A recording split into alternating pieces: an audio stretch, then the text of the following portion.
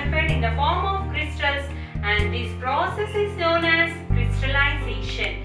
This crystallization method is very efficient and very good method in order to purify the solids.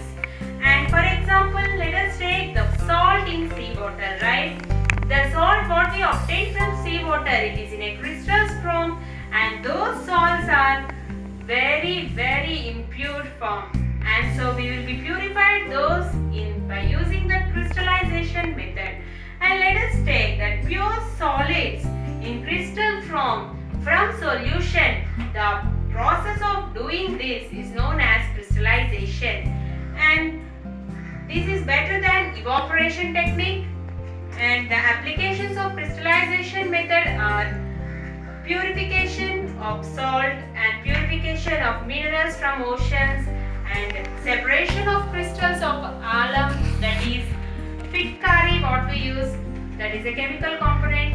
And these are the separation and purification process done using this crystallization method. It is better technique than evaporation technique. Evaporation technique we can get some impurities, right, that is small sand particles which are not evaporated and which will be settling down. But using this crystallization process, we will be getting accurate and very pure forms of substances, and this is very useful method. Now let us see the daily water what we are drinking, right? The GHMC water what we are getting through the taps, that are very purified water, right? We are using them for drinking purpose. This water, how we will be getting, how they are purified. Let us see the procedure what is going on in order to purify this water. The first step is water purification system in water works. That is, the reservoir will be taken up. Means we will be taking a one place or one site which is good with water content in underground system, and those place is considered as the reservoir for the water resources.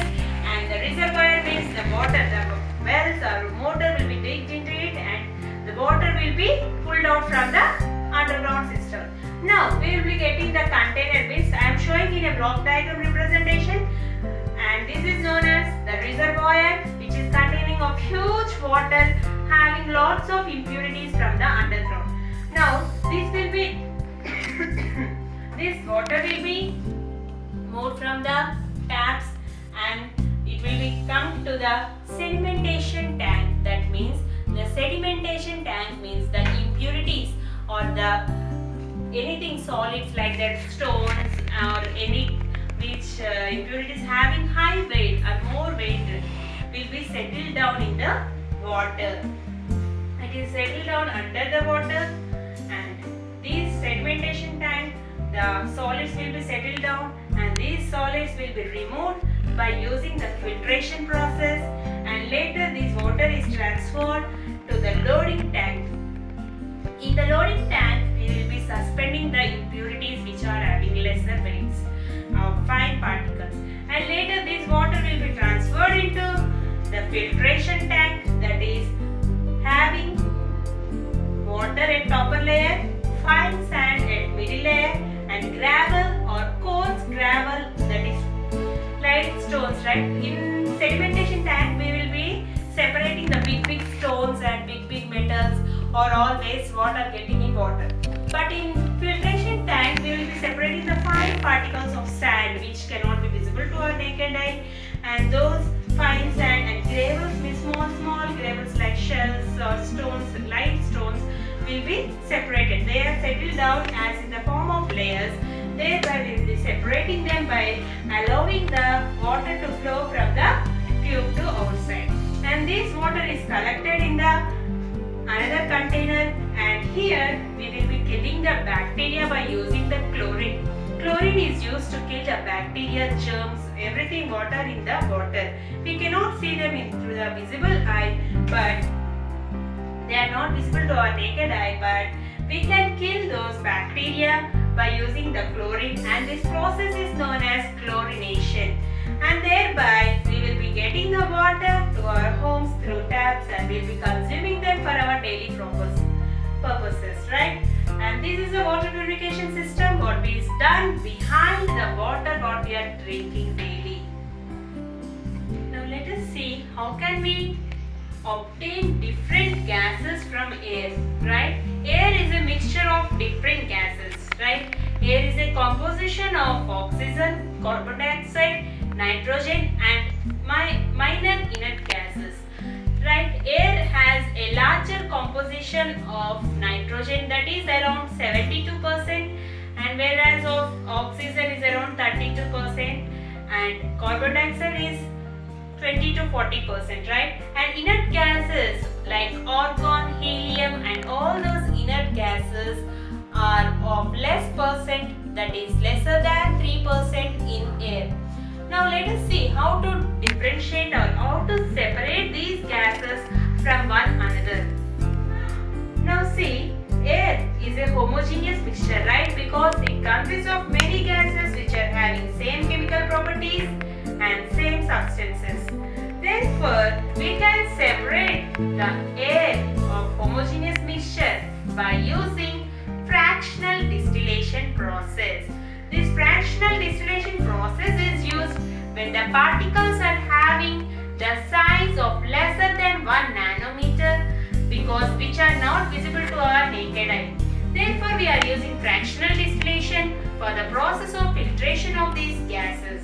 Now let us see the flow diagram or pictorial representation of air, how it is separated. Now see, air is a composition of all gases, right?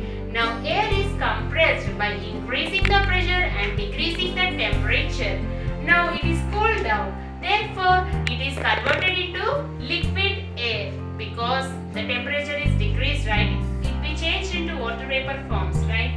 Now let us allow to warm up slowly in fractional distillation process. That means after getting a liquid air, we will be allowing it to be increase the heat or increase the temperature slightly.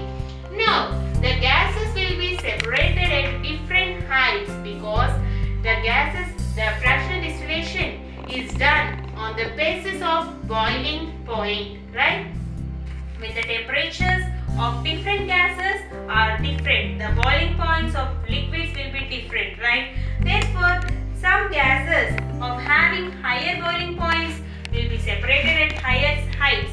That is, oxygen, the boiling point is minus 183 degrees, and for argon it is minus 186 degrees, and for nitrogen it is minus 186 degrees.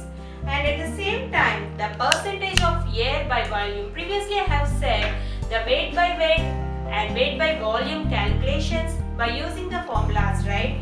By using those formulas, we can calculate the air, that is oxygen volume, that is 20.9, and argon it is 0.9, and nitrogen it is 78.1. By this we can say that we can separate those gases by using simple fractional distillation process.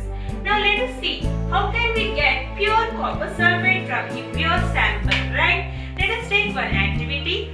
Take a china dish and keep the copper sulfate sample, that is impure copper sulfate sample, and dissolve it in particular water, means at what extent it can be dissolved. Pour that many water and dissolve those copper sulfate, and let us keep that under a room temperature for a certain period of time, and after that filter those impurities, and later we will get, under evaporation process we will be getting this saturated solution. Evaporation process means heating by increasing the temperature. Then the water solvent will be evaporated and we will be getting the saturated solution, which is undissolved or unevaporated, and we will be covering those solution with a filter paper. The filter paper will allow us to filter the impurities which are having minor size. Therefore, that after keeping at room temperature, that we will be getting the crystals of copper sulfate. This process is known as crystallization because we are obtaining the crystals of copper sulfate, that is pure form of copper sulfate from the impure sample. Therefore, this process is known as crystallization. Let us see the physical and chemical changes of substances. We will be differing that a pure substance from a mixture by the properties of physical and chemical natures. That is, we can separate or we can differ a mixture from a pure substance by only the chemical and physical properties. The physical properties such as the color, hardness and rigidity, fluidity, density, melting point and boiling point, etc. The physically appear things. What all those are? Color. See, physically we can see the color of a substance, right? Water has a pale color, and while taking for a ink it will be blue color. That is a physical property of a substance. And the shape, it is a physical property of a substance. And hardness means the composition of molecules within the substance is known as hardness. And rigidity means the ability or the strength, how much we have to keep for a substance to break down. And the fluidity is the flowing nature of the liquids. Means some liquids will be viscous. That means oil has low tendency to flow, whereas for water it is very freely, they will be flowing up, right? That is the fluidity of the liquids. And this is also one of the physical property of liquids.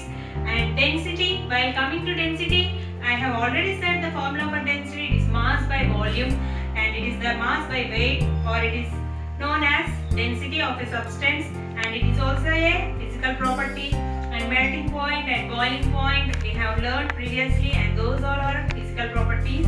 And let us see the chemical changes. The chemical properties means which cannot be seen and which will be undergone innerly or hiddenly or secretly.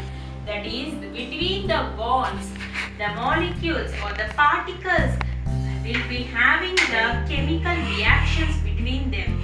That is, the bonds like covalent bonds or molecules which will be undergo some changes between the molecules, and thus they will form the other products.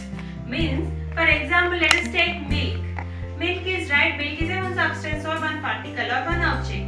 Now when the milk is converted into curd, that means milk is transformed or changed into another form or another substance, that is curd.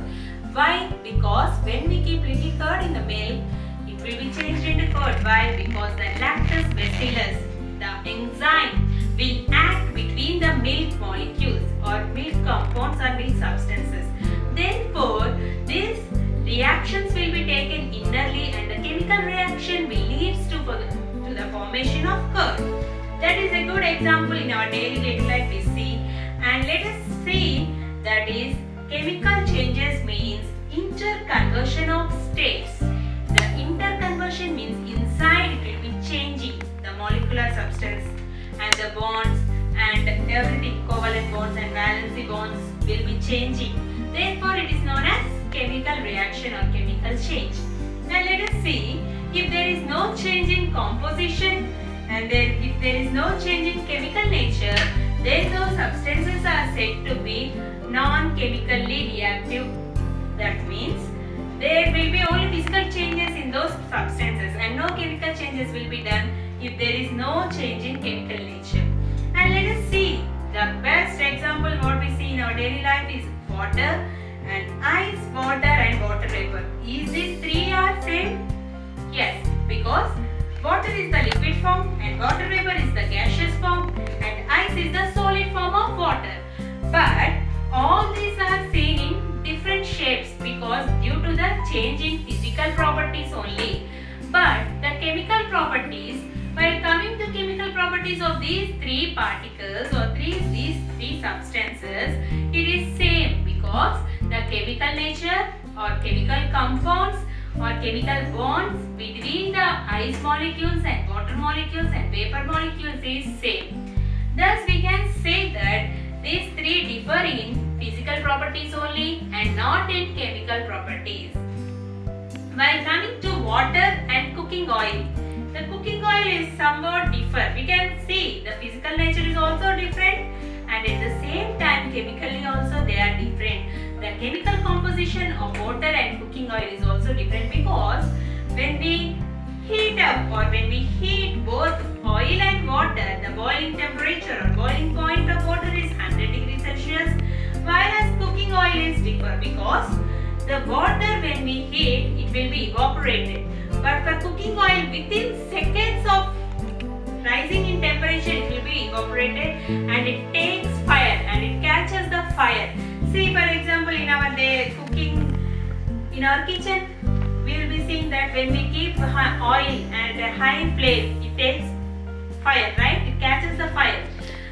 But as we see water, when fire is going on and where there is fire, we will be pouring water. Why? Because fire will be stopped or extinguished by the help of water.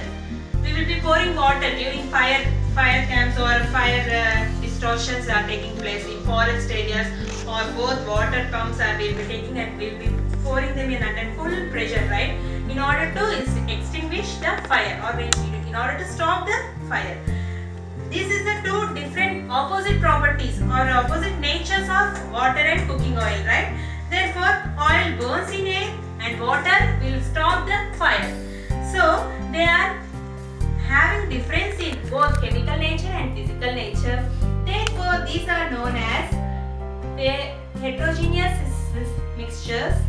And chemical nature, while coming to chemical nature, it is a chemical change, means that one substance will react to form another substance. That is, suppose let us take when a burnt or when an oil drops on hot oil drops on a skin, then we will be getting a burnt, like, right? And that is because the chemical nature taking place with the skin, the oil, and so our layers will be burnt away. That is the chemical nature. And the chemical change brings a change in chemical properties of matter. Therefore, it results into form a new substance. And at the same time, a chemical change is also called as a chemical reaction. Now let us see what are the types of pure substances we will be obtaining. That is, we are obtaining a pure substances only by the category or characteristics of chemical composition. Only by chemical composition we can differ the elements. That is, we have only two substances. That is, either elements or compounds. Pure substances are in two forms. That is, elements or compounds based on the chemical composition of the substances.